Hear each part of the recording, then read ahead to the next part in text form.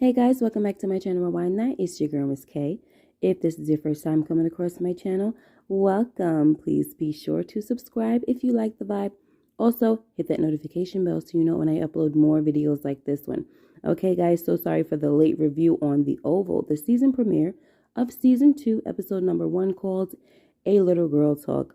Let's get into this video. Okay, the episode starts off with the maid, Miss Laura, screaming after she just found Jean's body under the bed. Now, Miss Laura is panicking and it looks like she could hardly breathe. And I'm sorry, guys, but I was cracking up at this point because the acting just wasn't cutting it, honey. This was supposed to be a serious moment, but this acting turned into comedy for me, guys. I'm so sorry once again. It was just a lot of overacting and it was too much. Next, we have Scylla confronting Sam about why he has a hard-on. She wants him to pull his pants down right then and there to prove that nothing happened. But Sam was like, do I have to remind you that we're in the kitchen of the White House right now? But Priscilla was like, you think I care about that? I mean, she turned ghetto real quick, okay? She did not care about her job or anything. She was even threatening to kill Victoria with poison and kill the president. Anyway, my thing is this. Yes, y'all are in the kitchen. But Sam, your wife needs you to prove your innocence right now. So take her to a bathroom so she can inspect you, okay? Sheesh. Because, by denying her, you're just making yourself look guilty. Anyway, Miss Laura, the maid, comes in holding her chest and interrupts everything. So now Sam has a medic called so she can get the medical attention that she needs. But then Victoria comes in talking about what is going on with all this screaming. And she comes in with the negligee on. So Priscilla is looking at her like, you little skank. So Victoria sees Priscilla looking at her and she says, is something wrong? So Scylla is like, everything is fine. But both ladies eventually ask Sam to leave because according to Victoria, they need to have a little girl talk. But Sam never leaves. And Victoria finally just tells Priscilla that she'll have tea in the great room.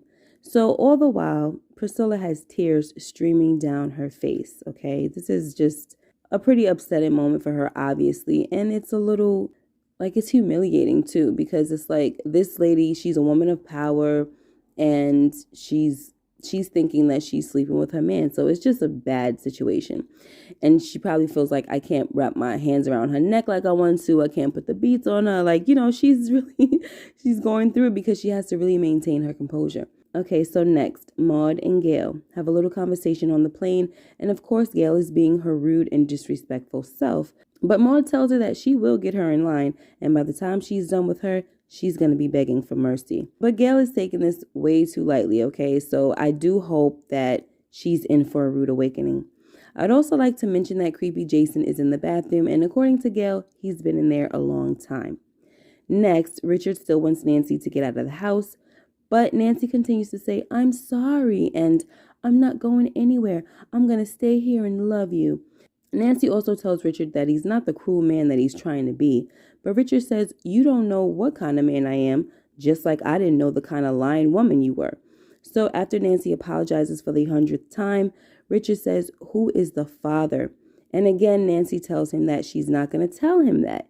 And it just makes no sense because she knows that by keeping this info from him, it's what's stopping Richard from moving past this betrayal and moving on to at least trying to start the forgiveness. You know what I mean? Because at the end of the day, she's just harboring another secret. Now, for me, it obviously has to be someone that he knows because she's really trying to keep it under wraps. Some fans think that it's Sam, but I don't see it making sense. But a lot of things on these shows don't always make sense, especially on these Tyler Perry shows. I'm sorry. Anyway, so it's just that it doesn't fit Sam's character, in my opinion, to be smiling up in Richard's face, knowing that he slept with his wife. Anyway, Richard tells Nancy that he canceled all her cards and cleared the bank accounts. At first, Nancy was like, okay, that's fine. But when Richard told her that the check she gave to the funeral home will bounce, he really got her attention then. Nancy pleads with Richard not to do this because, she would have no way to bury her son. And that's when Richard says, have his father bury him. And he walks away. I mean, for me, she does have some nerve not to tell Richard who Picky's father is, but then is quick to spend the man's hard-earned money to pay for her son's funeral. Okay. And I know that some people are probably thinking, look, when you're married, what's yours is mine and what's mine is yours, stuff like that. But in this situation, it's kind of like he got to do what he got to do because she won't leave the house. And she's kind of like giving him no choice. Like he wants to make the choice to separate from her and move on because she's not cooperating. She's holding another secret, right? So it's kind of like that yours is mine, mine is yours stuff. That's a little bit out the window right now, okay, with the circumstance. Okay, so next we see Bobby and Lily, and they arrive to some place that Bobby says is pretty much off the grid.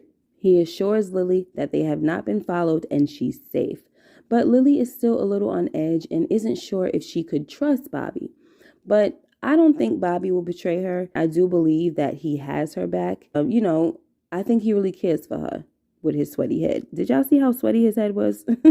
Anyway, next, Don goes into Hunter's office where Hunter asks Don if the situation with Ellie and Diane was handled. Don tells him that it seems to be handled because when Diane went low, Ellie went even lower. But Diane is vicious, so he wouldn't be so sure that they've heard the last of things.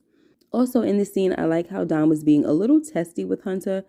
And I just feel like it's about time because Hunter is just out of control and he has to be hell to work with. So it's like somebody needs to like give this guy a taste or a dose of some kind of sarcasm, some kind of what Hunter was calling cuteness. Like, are you trying to be cute with me? Somebody needs to give it to him because he just thinks that he's on top of the world. He rules everything. He just has this air about him that I really hate. He's one of the most hated characters on this show. I really hate this guy.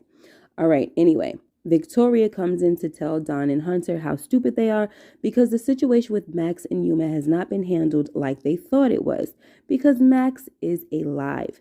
Funny thing about this, guys, is before Don and Hunter got into their little tiff, the TV was on with the news about the two agents being shot at Denise's boutique, right? The odd thing is that Don picks up the remote to turn the TV off right when the reporter says the words, "One of the agents has survived and is in the hospital." Don should have been like, whoa, hold up. What just happened here? Let me turn this TV back on to see what's going on. But clearly this scene shows that none of the guys were paying attention, all right? Now, I don't know if the writer is trying to show the incompetence on both their parts or if the writing is just screwy in this scene. Anyway, Victoria says to Hunter, when Max starts talking, there's going to be a problem. So Hunter sends Don out to fetch Kyle. Then Victoria says to Hunter, I knew you were cold-blooded, but that man has been with us for 8 years. So we see that Victoria is a little surprised that Hunter was able to dispose of Max so easily. But Hunter just says to her, it was a business decision. Next, Diane tells Scylla that she might not be alive much longer because she spilled the beans about the president and how they gave Ellie her job. So, of course, Priscilla wants to know the details, but Diane says, look, girl, not here. I'll meet up with you later somewhere else and I'll fill you in, I promise, because you and Sam are the only ones I can trust right now. But she did tell Priscilla about what happened to Max and Yuma. This next scene really got on my nerves, guys, okay? So we have Ruth and Barry, and they're down at the police station, and she's screaming, help me, he kidnapped me. And this scene made absolutely no sense, okay? Barry winds up getting arrested again, all because Ruth tells the officer that Barry kidnapped her. The officer agrees with Ruth that Barry did kidnap her because he forced her to come down there, and then he cuffs him. But my thing is, how is this guy getting arrested for kidnapping somebody that he brought down to the precinct? I mean, obviously, it ain't that much of a kidnapping if he brought her to the freaking cops, all right? Like, that's just stupid. This scene was so stupid. The cop didn't even try to hear Barry out about the missing daughter that he was talking about, and it doesn't seem like anybody is looking for Callie anymore, okay? Next, we have Kareem and Sharon, and Kareem tells her that he thinks she might be pregnant because he notices that she's sitting down a lot and has been in and out of the bathroom. So Sharon tells Kareem that if she is pregnant, it wouldn't be his because not enough time has passed. And that would make sense because it's only really been like 3 days or so since they had sex, right? And pregnancy symptoms don't show up that quick. We do have to remember that even though it was like 25 episodes in the first season, that season only spanned over probably a week at most. You know, it was one day, right? And we were like stuck on one day for probably like 3 episodes. So we do have to keep that in mind. The time is not moving as quickly as the episodes are. Anyway, if it does turn out that Sharon is pregnant and it is Kareem's, then we know that Mr. Perry done lost his mind, because that would make no sense at all, like I was saying. Okay, so we're going to skip over the scene where Diane goes to visit Max in the hospital and go to the last scene where Miss Maude is now talking to Jason, who finally came out of the bathroom. His excuse is that he was constipated, but who really knows, all right? Anyway, Jason tells Maude that they need to turn the plane around because he left something in his room, and we know exactly what that is, right? But of course, Maude was like, boy, please, we ain't turning this plane around. So after much back and forth, Jason tells her that he killed Jean and she's under his bed, and that's why they have to go back. So Maude tells Jason to stop talking because I guess to her he was sounding crazy. But long story short, Jason tells Maude that Jean didn't deserve to die, and it should have been Maude who died instead. So Jason does exactly what I was hoping he wouldn't do. He gets up and wraps his hands around his grandmother's neck, trying to choke the life out of her. Now, as I was watching the scene, I was like, I know they ain't about to kill Miss Maude, the big bad wolf, okay? Because what kind of sense would that make? I mean, they need to at least have her live up to the hype and show us why Victoria is so scared of her, right? Anyway, sometimes it's just a little too much for me with all this nonsense that be happening on this show, but I will be back for more next week, though. All right, guys, that's it for today's video. Let me know what you thought about this episode. Make sure you like, comment, and subscribe if you haven't already. Hit that notification bell so you know when I upload more videos like this one. I will catch you guys in the next video. You guys take care and be blessed. Bye-bye.